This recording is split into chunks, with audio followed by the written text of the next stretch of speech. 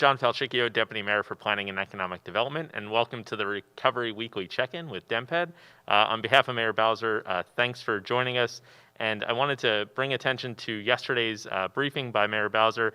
She gave a situational update with partners from DOES, DHCD to talk about some of the assistance that we have for residents and housing providers. The residents should look for more information about unemployment insurance and some upgrades that DOES is doing to its systems and its services. And all of that information can be found at the coronavirus.dc.gov website.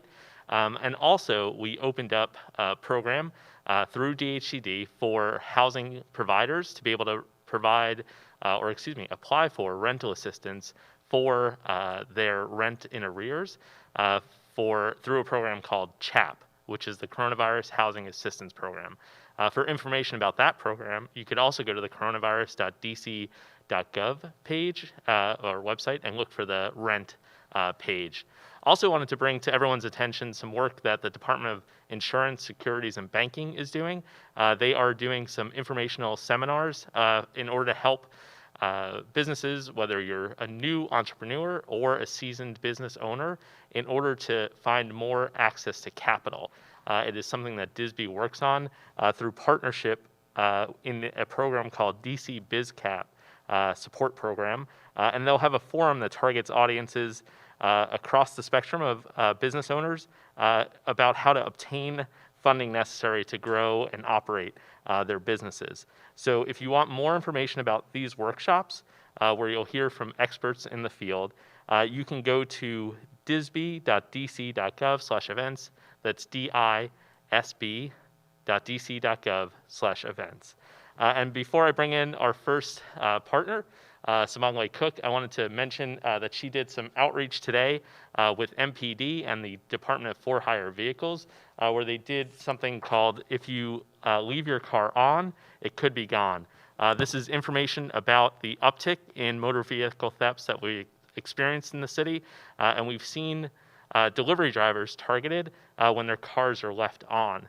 So it's something that Director Cook is passionate about, making sure that our workers are protected and they do what they can to protect themselves. But want to bring her into the conversation to talk about some of the work that we've been doing in DemPed. So with that, Sumangle. All right. Thank you so much, Deputy Mayor. Good afternoon, everyone. I, as always, honored and excited to be here before you today to share more news. Today, we'd like to discuss an opportunity that is available and will be open on Friday. It's called DC LEAF Funds, and for short, that means DC Local Equity Access and Preservation Fund. This fund is a $5.185 million opportunity where we have three programs in one. It's an opportunity for us as the district to kind of move real estate projects in ways that we've never really thought about before, strengthening opportunities that we've done before in the past, strengthening communities as well, particularly in some of our unserved neighborhoods. And so this opportunity will bring fresh food, community services and retail, affordable housing, jobs, recreational spaces to neighborhoods. So we're really excited about this opportunity that we have crafted here together to share. And so I'll start with the first fund. You probably have heard of it before. It's called Neighborhood Prosperity Fund. And this particular fund is very similar to what you've heard before in the past. It is a $3.185 million fund.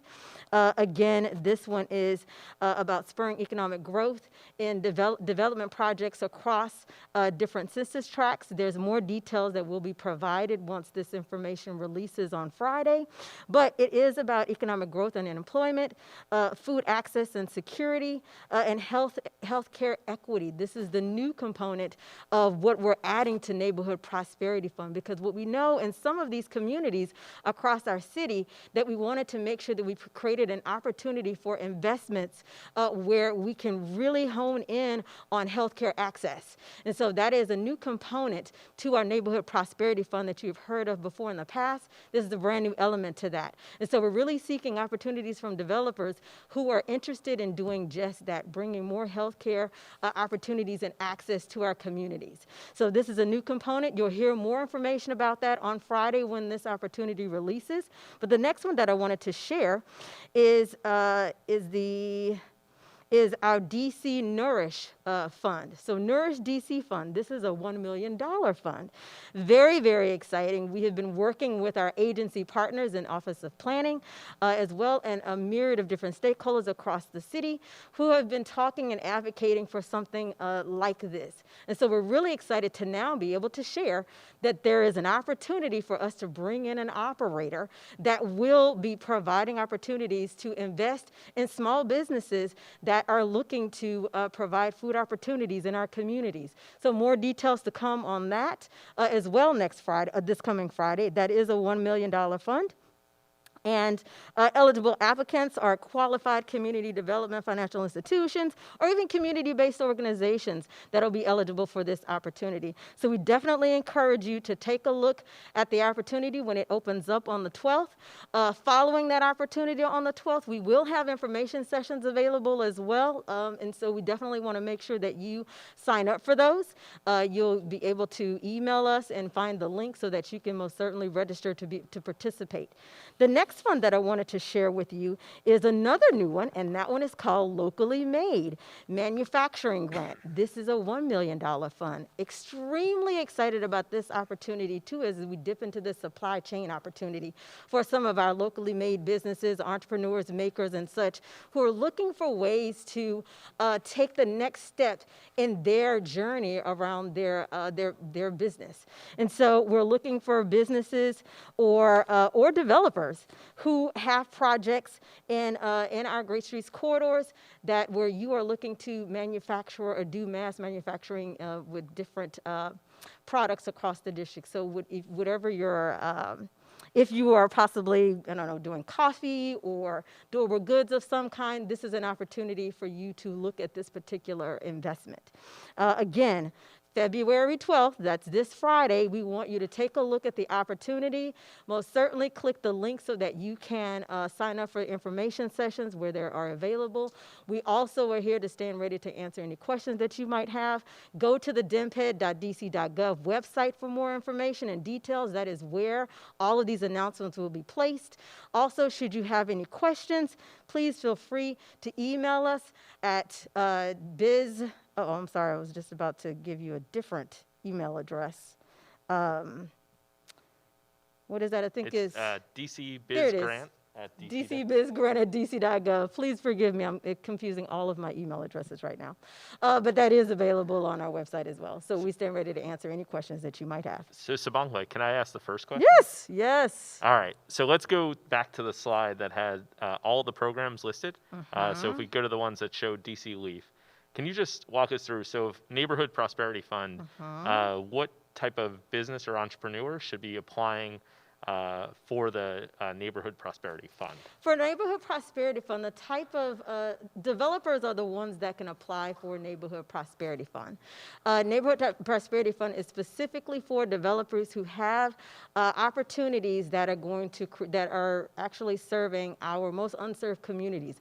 And so those dollars that are provided to Neighborhood Prosperity Fund recipients or developers, they're specifically using those dollars for the retail component of their particular project, which does create jobs and experiences in these corridors, in these communities. And so that's what we're primarily focusing on with Neighborhood Prosperity Fund. This is for developers. And for Neighborhood Prosperity Fund, and I'm actually not sure the answer here, I promise. So businesses who are looking to acquire their property, are they able to use the support from Neighborhood Prosperity Fund? In this particular one, we would have to have them take a look at the RFA that is released, because that's more information that we have currently on our notice of funding availability. Okay. So we don't want to get out too far ahead, but that more prescribed information and details will be available at the time that it releases on Friday. Okay, and then let's keep going through them. Nourish. Who applies for Nourish? Who applies for Nourish, and that's a good question, is an operator. So we're looking for a community-based organization who has experience actually supporting and nourishing entrepreneurs as they move forward trying to provide food opportunities in communities. Okay. So it will be a community-based organization. So for that one, it's not necessarily a food retailer or a restaurant. Correct. We're looking for a fund manager for DC Nourish. Okay. And then talk to us about the manufacturing grant. The manufacturing grant is for developers or existing businesses who are looking for additional space to expand their existing business or looking to create a new program where they do want to enter into manufacturing. So either or, it could be a business or an existing or a developer. Okay. And we want to hear questions from folks. So if you're listening on the phone line, you can press 0 now in order to join the conversation.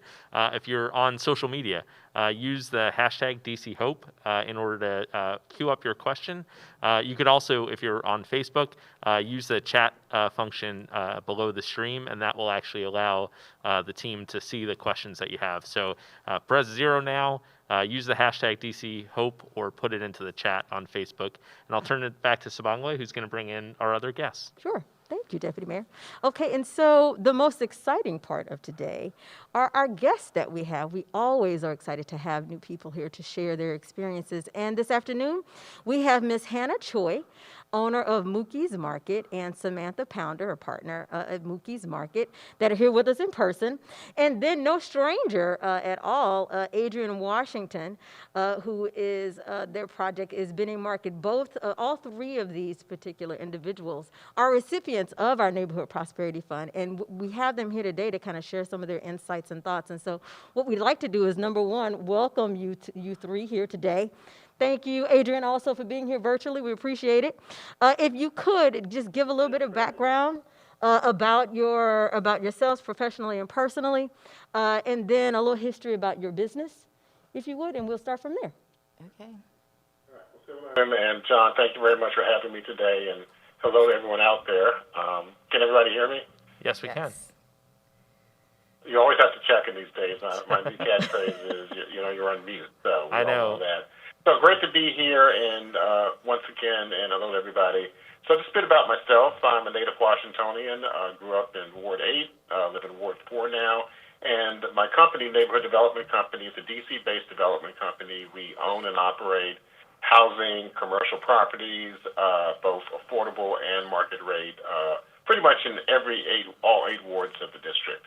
The property that I'm very proud of talking about today, the project that we worked on very much with and had a lot of support from the Mayor Bowser and the Deputy Mayor's office, is the Benning Market. That's the 3400 block of Benning Road Northeast, and we're very proud of it. I mean, all the things that we talked about here before, fresh food, neighborhood serving retail, neighborhood equity, jobs, healthy living, that's what this project is all about. So we're very excited on the ground floor to partner with Mary Blackford of Market 7. She's bringing together local entrepreneurs, food-based, craft-based, all over, particularly with the Ward 7 emphasis, to bring all these and bring them into a marketplace. I think many of you probably have been to Union Market, a great experience. This is a Ward 7, a little bit, smaller version of that, but with the same concept, that we're bringing small entrepreneurs and giving them a place under one roof where they can organize, where they can, get their business started, where they can, approach the public and really serve the neighborhood. So we're very excited about that. As I said, help from the Deputy Mayor's office is instrumental through the Neighborhood Prosperity Program in funding that project. We're very close. Construction is just about wrapping up. We expect to be complete, or at least on the outer portion of it, really within this month. And then Mary and her team will get together on the build-out of the Market 7, and they will be, hopefully ready to serve the public, right around the summertime when we're all getting out, we've all got our, vaccinations through the DC government, and we're all out and about, and we're happy to it. So please come on by. And also, we're still looking for a tenant for the second floor. I think it'll be a great location. So if you're interested, you can reach out to me. I think we'll put my contact information in the chat. And we've got, several thousand square feet of space there. It'd be great, headquarters location or another merchant or something like that. So it'd be a great place to locate with Market 7 and be a part of that exciting neighborhood retail. That's fantastic. Uh-oh. Is he there? Thank you so much, Adrian Washington. We appreciate it. Now I'd like to pass it over to Hannah Choi and Samantha Pounder. If you could tell us a little bit about yourselves. Welcome, number one. I know this is your first time. But if you could give us a little bit of background about yourselves first. My name is Hannah Choi. I grew up in Maryland, in D.C. area. I've been out of the area for about 20 years. And then when I came back, I went to go take a look at a building that my mom owned. And the tenants, they retired. And I just saw this building and decided, wow, we can create a cool little market over here. There's other businesses there's a Jamaican restaurant, a barber shop. And I just thought it would be a nice add-on to the neighborhood. We also have an outside space right next to the building, and we wanted to create an indoor-outdoor market, kind of like something you would see in Los Angeles. And so we can create energy outside, inside, and re-energize the block. And Sam is my partner. I moved to DC in 2012. I was just really drawn to the energy of the city. I've been working in small business, helping small businesses scale for about 10 years. I met Hannah when I was working at Union Kitchen, and we went out for drinks. We just bonded. I actually went and saw the location and just fell in love with the idea of breathing energy back into this building that had a seafood market in it previously, and then had just been sitting there for a while. We just see an opportunity to be a value add to the Strip, and kind of the rest went from there. One question that we had was, who's Mookie? Oh, Mookie. So Mookie is I have a lot of animals always, and it's my late dog.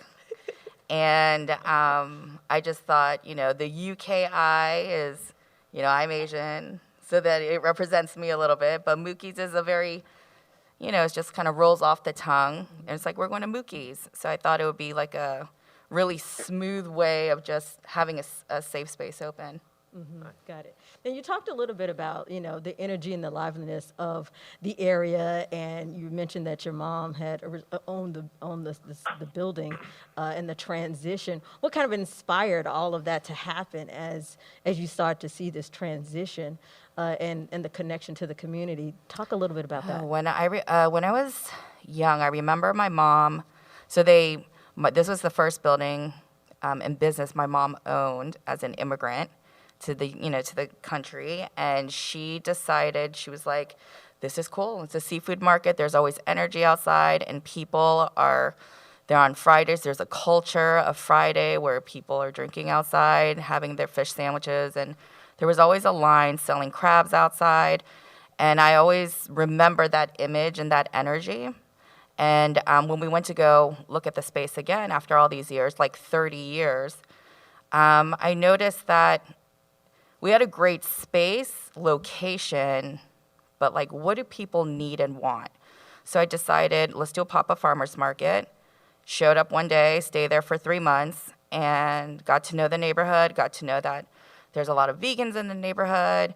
There are a lot of people who are very knowledgeable about food, do not want processed food. And so we are out here trying to service. They wanted a deli and a market, so that's what we're creating. Is what the people want, they're getting. And what has that experience been like thus far? Now that have they heard about your opportunity of being a recipient and what the plans are moving forward? People are really excited. There's a Jamaican restaurant, Pimento Grill, that seems to, people from all over know about it. And then there's a barbershop where there's a lot of energy, a lot of, excitement over there. There's a lot, it's very social. And they're very excited that something will come in to kind of re-energize the area and also bring in food. So it will also help their businesses. So it'd be cohesive with the action that's already going on. And there's more, I would say there's more power in numbers. So with all these other business owners, we can come and we can create new things and we have an outdoor space so they can use that for whatever they need, and we can just kind of have like a nice little community for the neighborhood. And I it'll love that idea. If you could share a little bit now about the project. So Mookie's Market, what do they currently offer? What do you currently offer at Mookie's Market? And then the next step in terms of the funding, how is that now contributing to the next step in your vision and what service looks like? If you could share a little bit. Well, we're not open yet. So the funding is helping us with renovations, and we are starting that in March, and then we should be done around summer. Nice. And then we are offering a deli and a full service market. So, and then outside, we want to do a farmer's market on the weekend, barbecues like Taco Tuesdays or Fat Fridays, or, having action outside, and also Christmas time, being really festive, selling Christmas trees, for October, having pumpkin carving with the neighborhood kids, and creating, a lot of festivities for the outside area. And we also want to do crabs in the summer, bring that back, and just kind of create like a party outside. And I think that's always really good for neighborhoods to feel connected and feel like we're always in that connection, just instead of just like a transaction, you're actually talking to the community, they're telling you what they want, and you're giving it to them. I feel like I'm gonna need a calendar of events. Oh yeah, we were It's coming. You guys. Sam is really great with that, the event side, coming up with a calendar. And we just think about all the holidays, all the festivities. I counted that there's 9 months out of the year where you can use outdoor space. And how can we create it so that, there's always, the market will be the essential stuff, the stuff that you always get. And then the outside will be seasonal and also different activities. If somebody wants to do like a yoga class out there, they can. I think that, it sounds really interesting. From what I heard, it sounds like you guys will be also working with other businesses and entrepreneurs and activating that outdoor space as well, creating an opportunity for them to also, create wealth for themselves and for their own businesses. So that's Yeah, exciting. that would be the goal, would be to activate the outdoor space, just because we do have that access. It's a corner. And being able to collaborate with local businesses is very important. To collaborate with them. And then for COVID, we can lend the outside spaces for, the Jamaican restaurant to do their pickups outside, or in the summer when the weather gets better, if they want to do haircuts outside and we can have music and, have a barbecue outside. Just creating energy after COVID, I think, is important, because before COVID, it was very, very action-packed. And because of COVID, because we also have a lot of seniors in the neighborhood, it's been a little quiet. So it'll be nice for the neighborhood and also the businesses to have, new life. They're all men, so like we're women. So we're bringing in new energy, bringing a little, flair to the area. Nice dynamic. Yeah. So that part is really exciting. And also the fact that we got to know a lot of the different needs of the neighborhood. When we did the pop-up farmers market, there's so many people that came by and spoke to us, and people were screaming out their cars like no processed foods, like they're like activists outside, and I'm like, this is good. This is good, because we want to make sure that people are getting whole foods, vegetables. They just know where their food is coming from. I think that's a really, really big deal, and that for Sam and I, that's very important. That people have access to, healthy foods at a good price. Can you share your address, like where you're located? Oh, yeah. Because, I'm enjoying this story, but as people are hearing it, they probably want to know, like, where is this place again when it opens in the summer? We are in Ward 7, 4403 Bowen Road, Southeast. And how are you all approaching the construction side of it? So tell me about that undertaking, because I think for some it's kind of a scary venture to to get into. Yeah. It's not scary. Okay. But I already started with an architect. It's been about a year and a half, and we just got all our permits, a couple of months ago. So the process now during COVID, finding a contractor has been, which I wasn't expecting it. It became a little difficult. We got one, but it was a little bit difficult, because if one person gets sick, then they all have to, take off for a week and their other projects get delayed. So it's been interesting trying to figure out how to start this process and do this process during a time where you shouldn't be around people. Yeah, no. It's crazy, but we're doing it. And I find construction to be, I think the permitting was harder because we had to wait, and then we had to figure out how to make sure we can get what we want as also under city limits. But construction, I feel like, is going to go smooth. We are just about ready to go. Okay. Yeah. And so, Samantha, how do you think when you start construction, how are you going to kind of monitor to make sure it's getting the appeal that you want it to have? I think that we haven't quite moved into programming yet, but once we have fleshed out all of our programming, our social media, things of that nature, we will push hard to connect in those circuits as well as word of mouth. We intend to do kind of flyering in the neighborhood, walking door to door, old school, actually seeing people, connecting with people, of course, masks and socially distanced. But it's definitely a neighborhood where once you get connected to the right people, word spreads quickly. So I think it's just a matter of, getting out there. And also, I wanted to add that during construction, we will be doing a farmer's market outside. We just want to know from our contractor when can, logistically, we're not in your way and you're not in our way. So we wanted to have drawings blown up showing what's happening so that it really is like word of mouth. And there's 7 churches around us. So there's one person knows 80. And it spreads. So we're going to just go outside, make a cute farmer's market outside, and have conversations with people, letting them know what's happening. And they can let us know what they are looking forward to and what they want. The whole development of Mookie's has been, what do you want? How do I make it happen? And that is it. Yeah. So I see Adrian taking notes on this. We should bring him in. Adrian, what have you learned so far from Samantha and Hannah? Well, it's hard to think clearly because I'm getting so hungry listening to all this. I'm getting so excited about it. But it's great. Hats off to you guys. And you're right. Getting through the part you got through is I wouldn't say it's downhill. So it's great.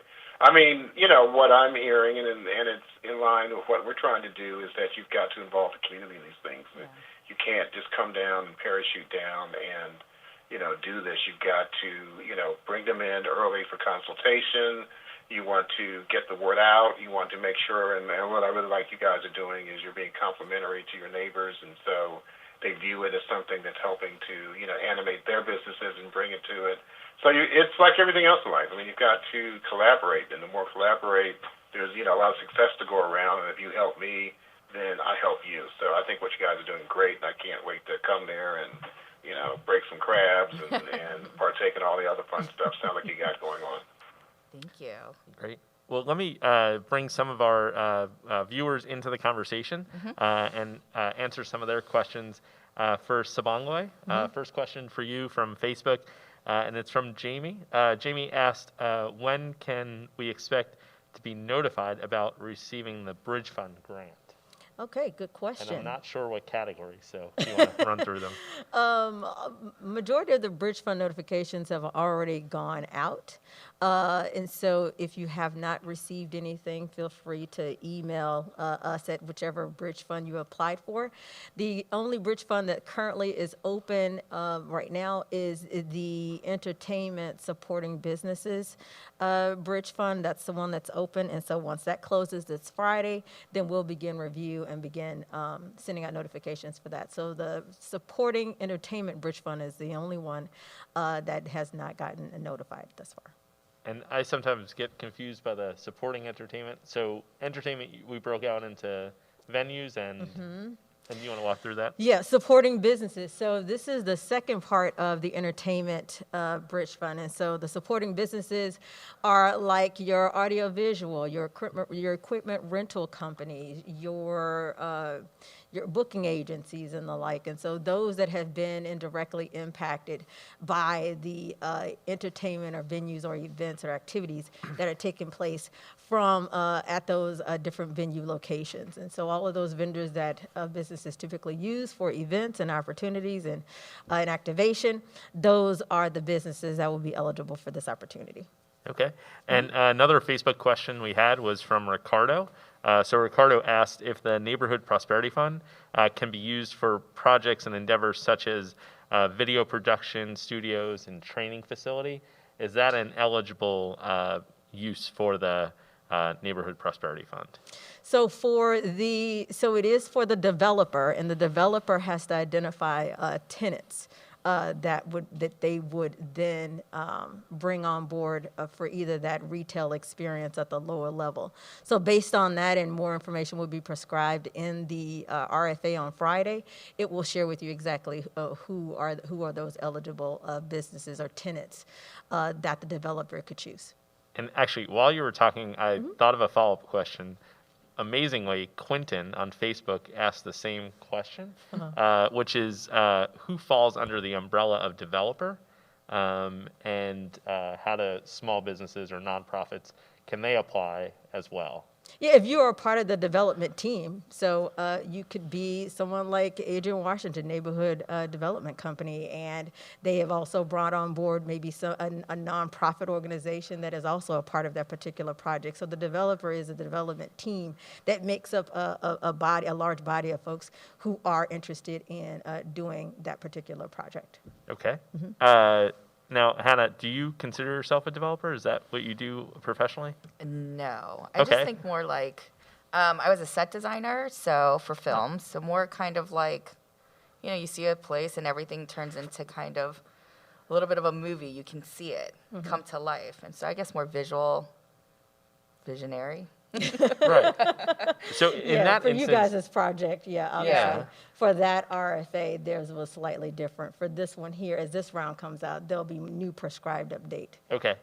eligibility requirements. And that's another question we had that we've seen on Facebook, is just to repeat, and I'll ask the studio and the folks here to bring up the number and email address for folks who are interested in the Neighborhood Prosperity Fund. Yeah, just go to dcbizgrant@dc.gov.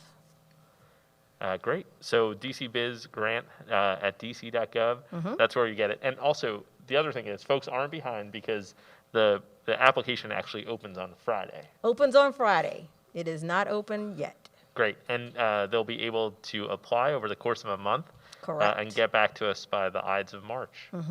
Correct. You Fantastic. got it. Yes, sir. All right. So Adrian, talk to us a little bit, too, about, I know Mary's not able to be with us today, but the programming for Inside the Market, how is that coming together? And if folks are interested in connecting on that portion of it. And then you mentioned the second floor space. So what kind of operator or business do you think could work in the second floor space?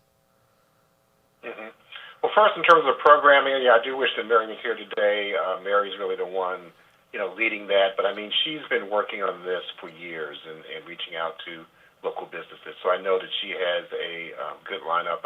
She probably still has some space, and, things are fluid. So I think you can reach out to her. I believe the website is market7.com, so I'd do that. In terms of second floor space, I mean, we're open. I mean, clearly going to have this exciting market below on the ground floor, but there's room for other things. I mean, we have talked to people who are office tenants. We've talked to people who are healthcare providers. We talked to people who, had like gym facilities, things like that. So it's really quite open. I mean, it's second floor space. It's going to have great location. I mean, it's right there on Benning Road. You got a lot of traffic counts. It's not too far from 295, so you have a lot of highway coming up. There's going to be streetcars going by there one day. So really great access. We have parking in the neighborhood. So really any kind of business that, wants to locate in Ward 7 and really hopefully serving the community. And then you deliver on the second floor spaces available when? Starting when?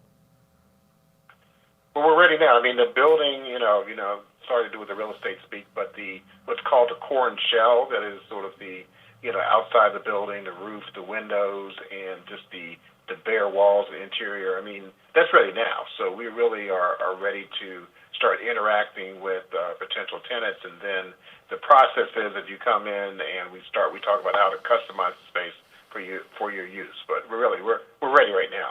Okay. And then if I say a term to you, you tell me if it means anything to you, okay? Ready? Okay. All right. Choo Choo 7. No. Okay. Well, I'm glad you thought for a second.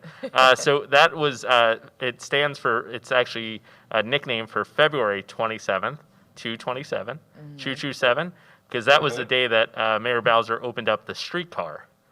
And the streetcar is actually eventually going to come by Market 7. So tell us how that fits in. And also, are you guys in an opportunity zone? We are not. Interestingly, we are right across the street from Opportunity Zone, which I don't know, John, if you have the authority to move the line a little bit, that'd be great. But maybe next time around. But no, so we are not in the Opportunity Zone. We're right across the street from one. And going back to the streetcar, I mean, it's going to be tremendous, for our business as well as for the residents. I mean, right now it stops kind of right there around Langston Golf Course, and it's just a natural extension to go take it across the Benning Bridge. Over there to all the great development that's going on the other side where it's Minnesota Avenue. So we're super excited about that. We think it's going to be great for us and great for the community. And remind me if you know, I know DDOT is still doing design, but is there a River Terrace stop? Is there a stop right near the market, or would there be in the future plans?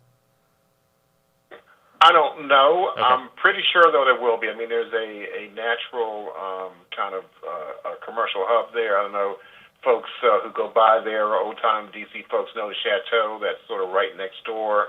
There's a lot of things going on. So, and also, we're kind of like the last stop before you kind of go over that bridge. So, to me, that'd be a natural place. If it's not directly in front of us, it'll be within a block or so.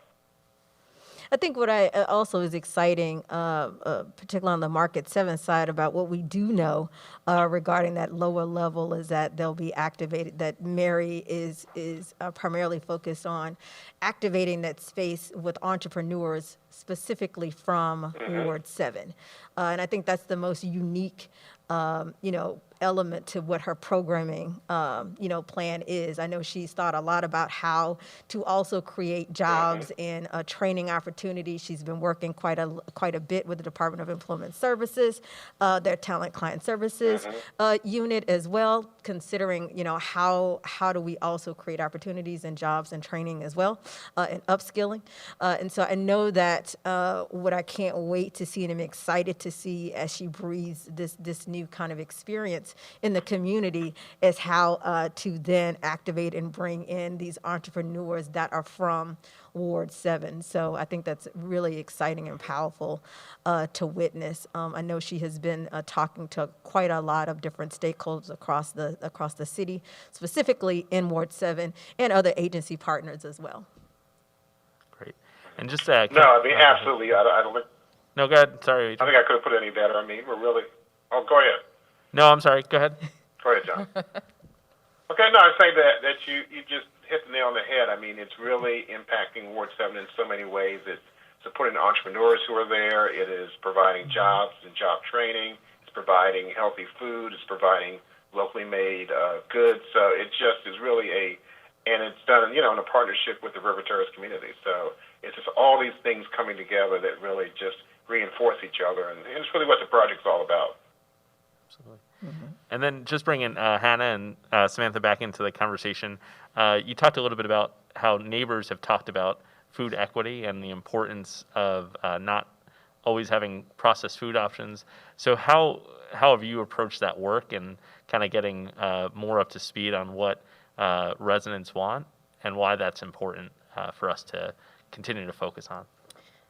When we were doing the farmers market, my whole approach was just taking a look in the area. I was just like, all right, let's just do vegetables and fruit first. And then it grew to guacamole, like making it out there. It's just, we're introducing new things as we were also just letting people tell us what they want, which is, our whole philosophy is to have whole foods, healthy whole foods. I want you to buy it and go home and make it.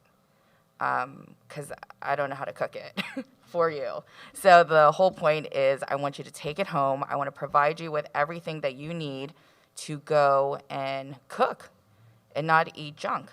And that is my philosophy, and that's Mookie's philosophy. So we're just trying to create, I think for Sam and I both, that's just kind of how we are. So and then knowing that the neighborhood was like that also from the feedback, it was really simple and just kind of natural. Yeah, and I would say that one thing is that people really know what to feed themselves already. They just don't necessarily have access to it. And we found that the food that we were offering during the farmers market, it kept getting pushed farther and farther. So say we started with apples, and then someone would ask for aloe because they go home and they juice, or turmeric root. Things of this nature, where it was just a natural progression of we started with one thing and then we kept adding. Yeah, Sounds like demand. Yeah, there's a lot of demand. But I also noticed that there's a lot of vegans in the neighborhood. A lot of people juice. So when they juice, it's like, what are we going to do with some of this stuff afterwards?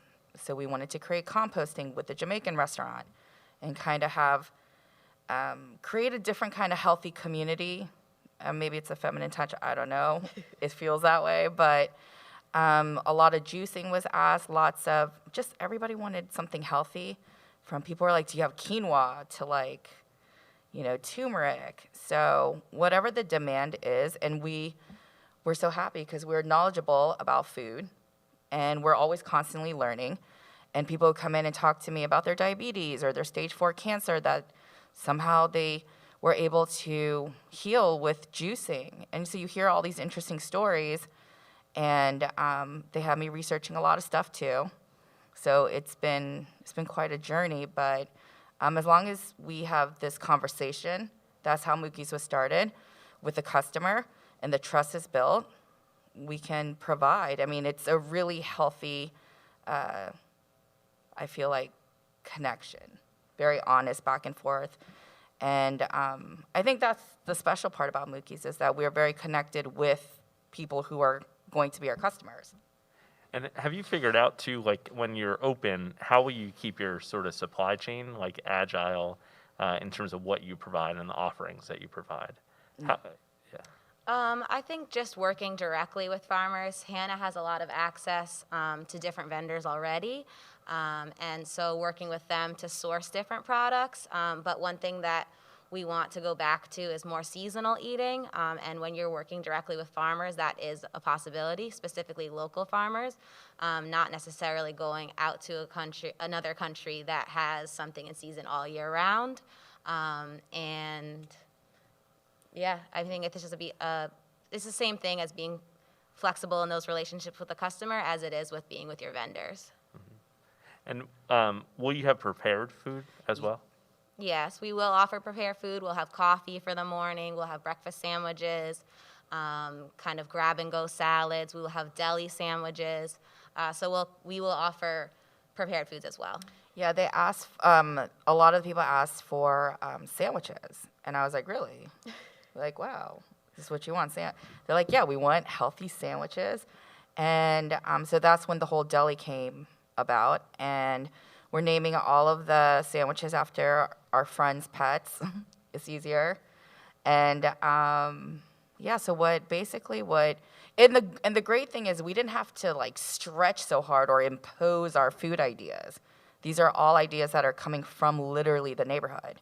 So that's all we're doing, is just offering it and making it look fun and just coming up with different ideas so that we keep, the customers, like there's a new event today or a new event tomorrow. And just keeping the community engaged in what we're doing is a big focus for us. It sounds like you guys have a really interesting dynamic with the other businesses that are along your strip. I'd love to hear a little bit more about what does that relationship look like. It sounds like you have space for in your lot for Mookie's Market and to do outside kind of activation and stuff like that. And so you also mentioned a little bit about how Pimento Grill was possibly doing pickup and that kind of thing. And so it made me think about like, wow, what does the relationships look like amongst these 4 or 5 businesses that are right here on the strip, and how you guys are helping one another. So I'd love to hear a little bit about how that. Well, how this transpires. it really is. Just one day I just showed up. Nobody knew me, and I was like, I was here when I was 5. Nobody knew me, and so I just started talking to Gary, the owner of Pimento Grill, and I don't know, it's just kind of like when people just make a natural, organic connection to one another. And then he was telling me more about what's been happening in the neighborhood, and then the barbershop has a lot of barbers, and they wanted to check out what we were doing, and then they were like, oh, we can buy fruits and vegetables here. And then the owner, Lee, who's a vegan, and, weekly we would put a bag together, like a little CSA bag together for him. And it created this nice, natural relationship between us. And they're hard workers. They have so much pride in their businesses. And then there's like this building. What is going to happen to this one building on the corner is going to be really important for the energy of the rest of the strip and the neighborhood, because that's the way it's designed. It's literally like a little island just right there, and it's just a couple businesses, and we have a lot right next door to us. And so with the barbershop, I told them, I was just like, well, when the weather gets better, use that space to cut hair. And then for Pimento Grill, we can put a table out there, create a system, and for COVID, pick up, and we can just collaborate on different ways to help each other out, so that people aren't just waiting outside, or there's something for people to do while they're waiting for food to pick up, since they can't eat inside. You guys, your own little family over Oh there. yeah, we're creating a world. Oh, a world. Oh, A world. We are in our world. Yeah. That's exciting. So tell us now, so it's February 9th. So tell us on August 9th or September 9th, what's your aspiration for what that looks like? What are you going to be doing that day? Well, definitely by September, I want to be open. I want, the outside, for us to have things going on the outside, to be moving, having energy going inside, and really just have like a business that is moving, and also having, like I always do, when I take a step back across the street on Bowen, and I always take a look at the strip and the building. I see the building, and then I see the open spot. And the building looks like a little small castle, the way it's like old school DC design. And I think about lights, and I think about music, and I think about like energy, and people feeling like they have a healthy, fun space, and people are investing in their neighborhoods, and that people can also be excited to cook. And also the holidays will come up, and we'll take orders on turkey to get it from a farm. I love it. And these are things that we spoke to the neighborhood about. Yep. So people are very aware of that, and people are also wanting to spend money on things that are good for them. So we're providing that. So by September, that's what I'm hoping for. All right. A lot of action. Samantha, I just looked. September 9th is a Thursday. So what's going to happen that day at the market? Thursday. I mean, it will just be, that's a normal business day. We're setting up for the weekend. People are coming to get their coffee before they go to work. Maybe school is back in real session, unclear. Yeah, people are coming to get their coffee. People are coming to get their breakfast sandwiches. They're stopping by on the way home to grab eggs, or they forgot their kale, I don't know. And business is bustling. We have a pickup window, so people are ordering prepared foods online or through an app, and then just coming right to the window for a quick pickup. Hopefully we'll have some participation from the city in terms of that parking spot out front for a quick pull up, grab your stuff and go. Yeah. That was subtle.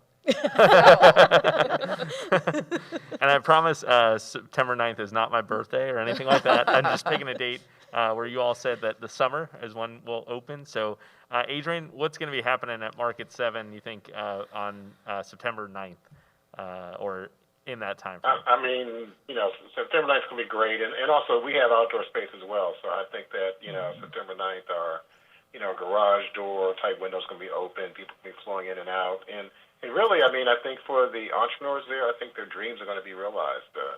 I was a young entrepreneur a long time ago. I remember what it's like to sort of open your doors for the first time and get out there. So I see, throngs of customers coming there, people from the community meeting there, people of all ages, all backgrounds there. Just a lot of fun and excitement going on, and just, a place where, I'm going to be hanging out a lot personally. Absolutely.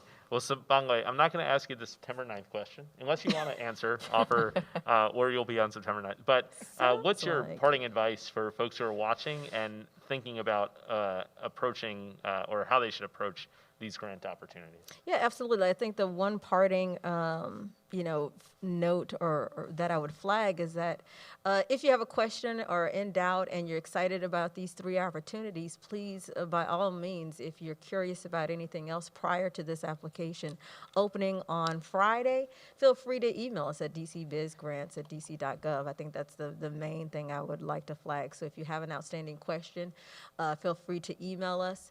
9 times out of 10, that question will be answered on the 12th at the time that the RFA, the request for application, is open. And then you'll also be able to join the information sessions that follow. Fantastic.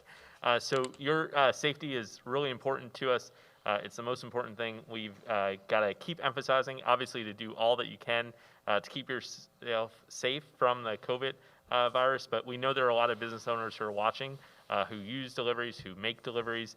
And so we want to once again just remind you that we're doing an awareness campaign that if you leave your car on, it'll be gone. And so MPD is going to keep pushing out this message. We'll push it out in DemPed and the Department of For-Hire Vehicles. So we really need everybody to just be more vigilant as you're doing your business with your car, as you're going about deliveries. Sabangwe, I don't know if there's any actually parting tips from that, but I know that you all talked today about not leaving the engine running, to lock your car, to take your keys, stay on alert. Anything else that you would impart on folks? I think the biggest thing is just being aware of your surroundings, for not only our drivers who are doing delivery, but also the restaurants and folks that are out there. Let's just make sure that we are helping them as well. They're out here delivering food. They're helping businesses continue to grow and flourish, during this, during coronavirus, this season that we're in now. And so I just want to make sure that we all understand that we truly are in this together, and it takes a village to make sure that we're trying to support everyone as best as we can. So I think it's really important that we all are very cognizant about how we help one another, and especially these drivers that are out here delivering food, picking up food. It's really important. These are drivers from all over the city. These are drivers that are coming from Virginia and Maryland as well. And so we just want to make sure as they're coming here, patronizing, picking up food orders for residents or wherever, that we are making sure that they are being as safe as possible. So again, never leave your engine running, lock your car, take your keys with you, and as always, stay alert. Sabangwe, you hit the nail on the head. We all love DC because we look out for each other. So Samantha, Hannah, Adrian, thank you all for joining us today. Thank you all for tuning in, and make sure that you continue to mask up, and we'll see you next week. Thank you again.